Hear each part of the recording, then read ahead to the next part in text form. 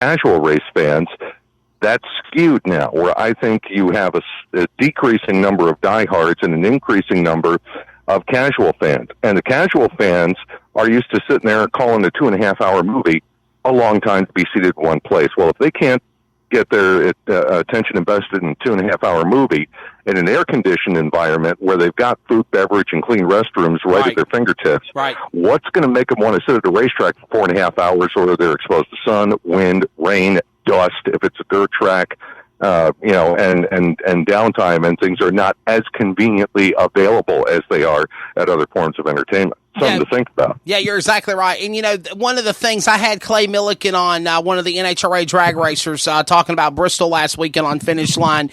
And one of the things that I think that other tracks, other sanctioning bodies, even NASCAR for that matter, should look at trying to do, Paul, is to make it entertaining for our fan base. Look at drag racing. And it's like Clay Milliken said, you can go to a drag race, it's a pit pass.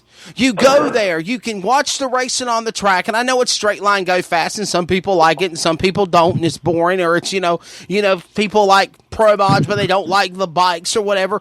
So to each their own. But you got a ticket there. You got a pit pass, Paul, and you can go in the pits, and you can see engine changes, and you can go have pictures and selfies and have a conversation possibly with John Force or his daughters or Doug, all of the, Milliken, Coletta, all of the drivers of drag racing, even Shirley Muldowney, one of the greats of drag racing, pops in from a time or two at events.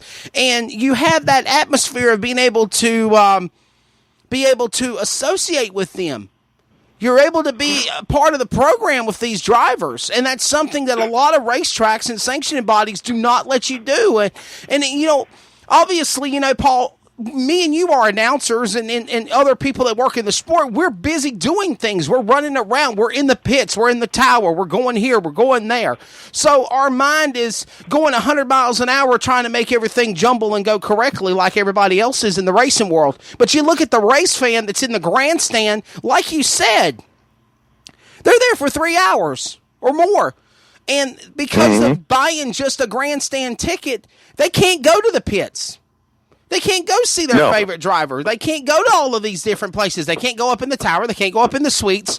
So you're kind of, I hate to say this, you're quarantined. You're confined to this location. No wonder people complain about it because, I don't know if I could sit for 3 hours for a movie. Same thing. I'm gonna pull the pro wrestling card on you, Wesley. There you go. And I do this. I do this a lot, and that's because there's sound logic and reason to it. Why does pro wrestling work? Is it about everything that happens inside the ring? Well, that depends on who you ask. The in-ring product has to be of an acceptable quality to sell tickets.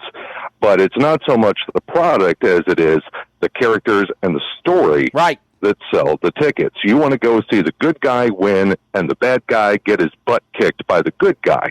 And if it's done right and the characters are presented right and the proper story is told, then you will sell tickets. You'll have full arenas, you'll have big pay-per-view audiences, and you'll make some good money. Right. One of the problems the racing has, and I think this goes from the top right down to the grassroots level, is that we are so reliant on the product that's in front of people and trying to maneuver and massage that product to make it interesting and competitive that we've forgotten to tell stories, because this involves people. These aren't robots.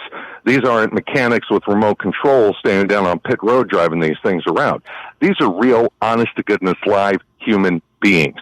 They all have a story to tell. They all have something about them that is going to relate to somebody in that audience. And if you don't tell that story, if you don't develop that story, if you don't develop these characters, then what kind of relatability do they have to the audience that's watching That's them? right. You're exactly right. Absolutely. Yeah. And by the way, us as announcers, as people that work in the racing industry, we could make it into a wrestling story. We just have to do our jobs to do it. And a lot of that is being able to, and it's something that I not only learned when I was announcing monster trucks, but I'm going to give a shout out to a guy that I've only had one conversation with my entire life, but a guy that I have a tremendous amount of respect for, and that's Jim Ross. Oh, Jim yeah. Ross is one of the best wrestling announcers on the planet. And the one thing I learned from JR that I've applied in my own craft is the ability to tell a story during an event. You know, when you're calling a race, it's not just about what's happening under green, under caution. Right. What are you talking about? Are you telling the story of this guy's coming from the back? Are you telling the story of, well, this guy blew a motor in hot laps and they brought the tow truck over and they yanked the motor out and they dumped another one in and 20 other guys were on the car to get it ready and all of a sudden he could win this thing. Yeah. Now there's emotional investment going on. Now you've drawn the fans into the story and they're going to sit there and go, holy crap, that guy just changed the motor and 20 guys helped him. I want him to win. Right. And they're going to start rooting for him. And there you go. Now Paul, you have the emotional investment. You look at the dream at Eldora a couple of weeks ago. Scott Bloomquist and the whole team, they wrecked in a heat race before the rain fell, going on a restart. They go into red flag. There are 30 people around Bloomquist's car thrashing. He came back from an injury, just returned back to racing after, February. He 8-time winner of the other dream. 20, 30 people thrashing to try to fix the car. He gets back out there. He wins his heat race, and then he's lighted the scales. Those are 3 or 4 stories right there. Bam, bam, bam, bam, bam. Yeah, and I mean, that's drama. And drama sells. Eric Bischoff always said, controversy creates cash. Drama sells. I mean, what were we talking about from the big leagues this weekend? What were we talking about? We were talking about Austin Hill and Johnny Sauter. Yes.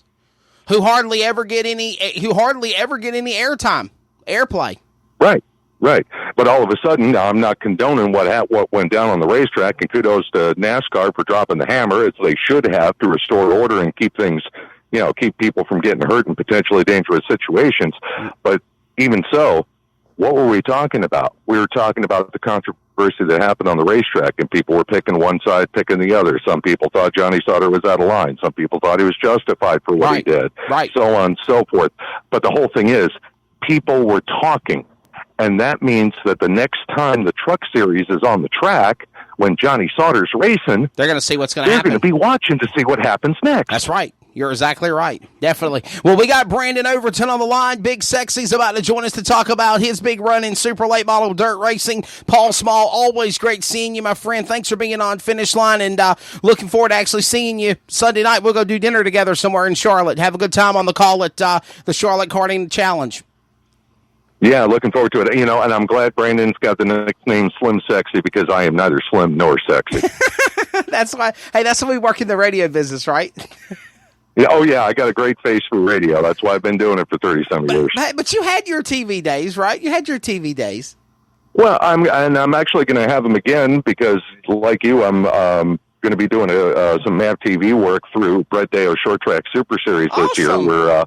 We're doing 2 shows that are going to air, one from one of my home tracks, Fonda Speedway, and the other one from Brett's home base in southern Delaware at Georgetown. Both of those are going to air on the, I believe, as part of the Speed Sport package on that TV later this year. So, cool. Yeah, I got to dust off the cowboy hat and, go do my thing again, man. Looking forward to it. Awesome. You the man, brother. Always great hollering at you, Paul. Look forward to seeing you on Sunday, my friend. Thanks for being on Finish Line. All right, and hopefully you and I both will not be plagued by Mother Nature this weekend. No, hell no. We got our fingers crossed, legs crossed, eyes crossed, and everything else in between crossed. So we're going to take care, my friend. Thank you. All right, talk to you soon, man. Paul Thanks. Small there, talking about the big race coming up at Charlotte and just racing in general, man. Cool deal. And he is a wrestling guy. He loves wrestling. He really does. He's a big fan of wrestling. Coming back, radio timeout after 1 minute. We're going to holler with Slim Sexy. Brandon Overton in the house. He's on the show next on Finish Line. This is Finish Line.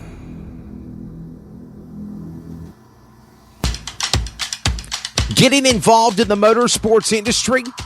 Late models, helmets, modifieds, doesn't matter. Need to have a wrap job done? Then let All About Wraps take care of you. All About Wraps strives to offer our clients with fast, affordable service from go-karts to the national touring level and everything in between. Wraps on race cars, design services, and promotions. There's no job that they can't do to make your vehicle be on the cutting edge of looking great. Race wraps are starting at just $500. Contact All About Wraps today, and let's see what they can do for your racing team. Call them up at 410-903-3302 or send them an email at allaboutwraps@hotmail.com. All About Wraps. CrateInsider.com is your one source for crate racing tech and more. Whether you currently race with a crate engine or you are thinking about getting into the sport, our website has what you need. CrateInsider.com has tech videos, interviews with experts, and the best products in the industry. Dyno tested and proven, so we know they are the best products for crate engines. Visit CrateInsider.com today to get on the fast track to victory lane.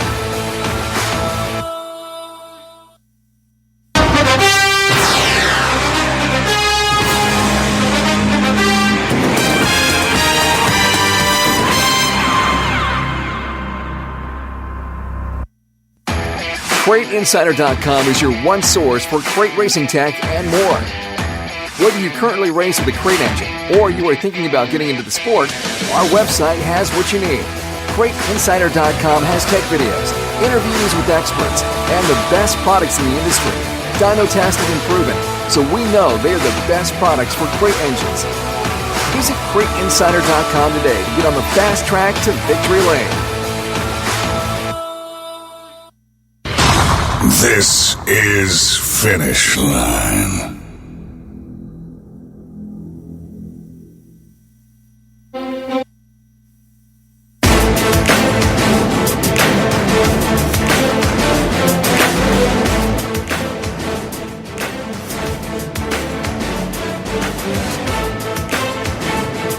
Welcome back to the program. It is Finish Line on this Wednesday, June 19th. Wesley Outland back here with you. Take you to Trey Snide, my producer running the boards. Always doing a great job, man. There's so much work that goes on behind the scenes, even for TV, radio, obviously. Radio's a lot different and easier than television. Cool, because it's the pictures. So, but we'll have archives of this show and all of the other previous shows available. We're going to the phone lines now. He available now? Cool deal. Supposed to have him on at the top of the hour. The first hour, top of the first hour. And he had something else going on, which I completely understand. I'm glad he was able to reschedule with me. He will be our final guest. Austin Yarborough, lost cause. Couldn't answer the line. I guess he's working. Something's happened. I don't know. My apologies on that. I was really looking forward to having Austin Yarborough on the program, talking about Charlotte, the karting challenge. But one thing we will talk about will be this driver, the car number 2, Rum Runner Racing Rocket XR1, entry out of Evans, Georgia. Big Sexy, now Slim Sexy. I've known him for years, from go-karts to crate late models to now supers. 2-time winner of the USA 100. He's won at Cochrane this year on the World of Outlaw Morton Buildings Late Model Series and a whole bunch of other great accolades. Brandon Overton, welcome to Finish Line, my friend. How you doing? Good, how you doing, Lester? Doing good. Did you get your hair cut? Got a cut, yeah. Was it just time for a haircut? I was going to say something to you in Victory Lane on Saturday about that because it was looking kind of shabby. Yeah, that's right. Yeah, it's hard. We've been pretty busy at the shop and running back and forth out of town, so got a day off today to get all my stuff cleaned up, packed up, and get ready to head to Lernerville. I was going to say that, man, and just kidding with you. By the way, what an emotional win for you at Virginia Motor Speedway Saturday night for you and Rick Eckert. Talk about that historic finish there at the .117, the finish at the checkered flag on that last lap for that $20,000 to win it in the USA 100. Yeah, it's definitely pretty cool. Pretty sure I won't forget that race for a while. Like I said, I couldn't have scripted it any other way. Rick's always been good to me when I ran World Outlaws. He was always who I, followed around with and kind of showed me the ropes when I was doing the Outlaw deal. So that was cool. And like I said, I told maybe Dylan or somebody the other day that Huey was actually Essex Crew Chief back in the day some. So like I said, I don't think I could have wrote a better, ending to it. So I just hanging on right there, Dan. It was way closer than I wanted to be, but I didn't have no time left. Probably drove